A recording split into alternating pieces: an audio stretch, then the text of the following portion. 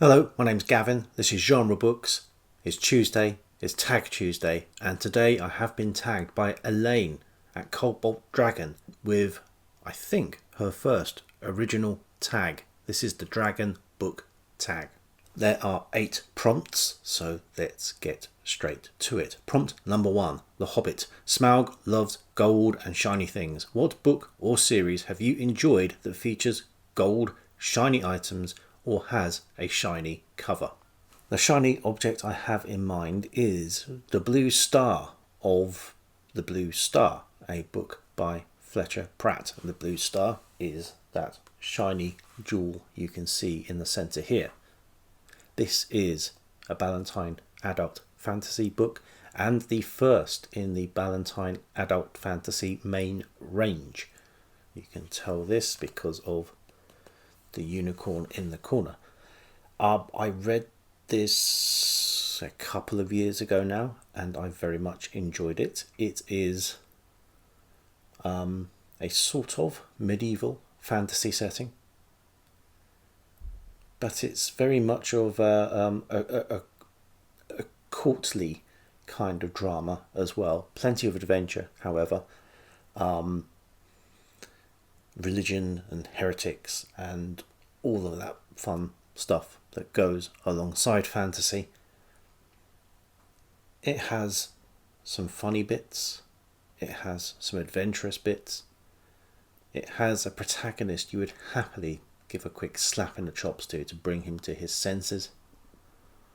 And yes, it's very enjoyable.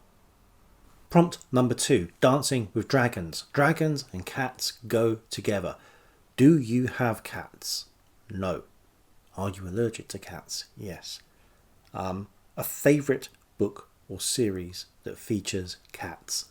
I think in literature you are spoilt for choice. T.S. Eliot to Andre Norton. There are just cats everywhere. I'm sticking with science fiction and fantasy, and I'm going to choose the works of Fritz Leiber. There are plenty of cats in his short stories. I read a novel of his last year, The Green Millennium, where a cat features prominently. In his Swords series, probably his most famous series of works, one of the main characters is called the Grey Mouser. The man has cats on the mind, and here is the best of Fritz Leiber. So that must be a cat taking down that starship.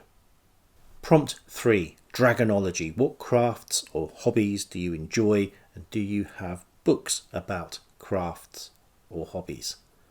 Well, my favourite hobby other than reading is music. I've spoken about that before, and I've shown all 5 volumes of this before. So I'm just showing the first volume of this today.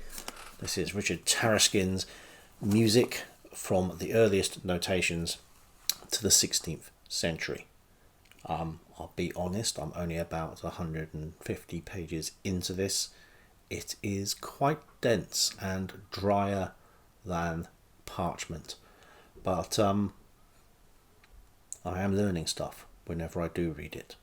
Prompt number 4, Dragon Art. Do you have a favourite artists? Books featuring artists? Well, no cats or dragons, but my favourite art is Dada and Surrealism, and here is a book on Dada and Surrealism. Although I have other books on Dada or Surrealism which are more in depth, this, I suppose, remains my favourite, purely for the fact that the author is the man that taught me about Dada and Surrealism at university. I sort of knew these things existed beforehand, but putting a lot of it into perspective was the teaching I received, and this book backs some of that up.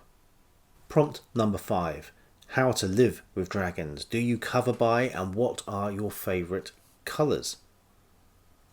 I do cover by these days. I never used to. Favourite colours?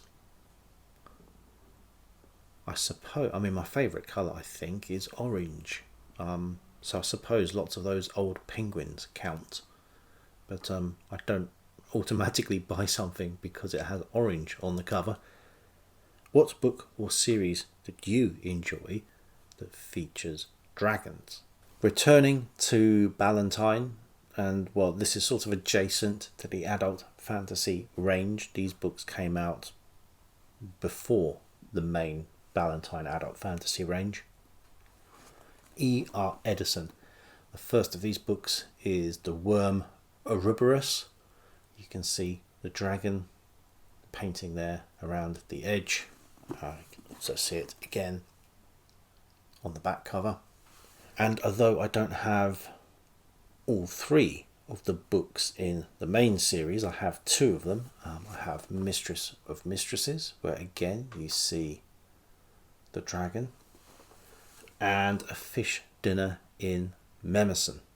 Now I'm missing one. I think it's called the Lancian Gate. But I'll be very surprised if that doesn't have a dragon on the cover too. Prompt 6. Star Magic. Do you have a favourite constellation or a favourite astronomy book? I don't. Annoyingly, I had on these shelves until very recently A for Andromeda and the Andromeda Breakthrough, but that's disappeared from the shelves because I've read it. I'll go with this because at the end of this book we have a constellation of a sort of our own. Prompt 7. Chinese horoscope. Books about astrology? Nope. Or astronomy. Covered that and already come up short. A book series that features the movements of the stars or planets. I've got one that is certainly something happens to the planets. You can see it happening here. This is Shards of Earth by Adrian Tchaikovsky, the first book in a trilogy, the Shards of Earth trilogy.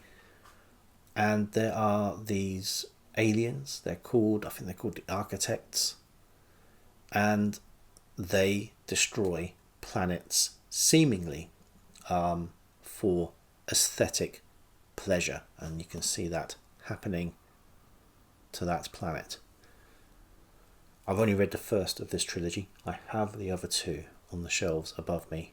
I also need to read another Adrian Tchaikovsky quite soon. So I am going back into the Tchaikovsky verse shortly. That might spur me on to read the second and third volumes of this series. I really did enjoy the first one. It's proper good old-fashioned space opera, and I love an author who sees it from the alien point of view in the way that he does.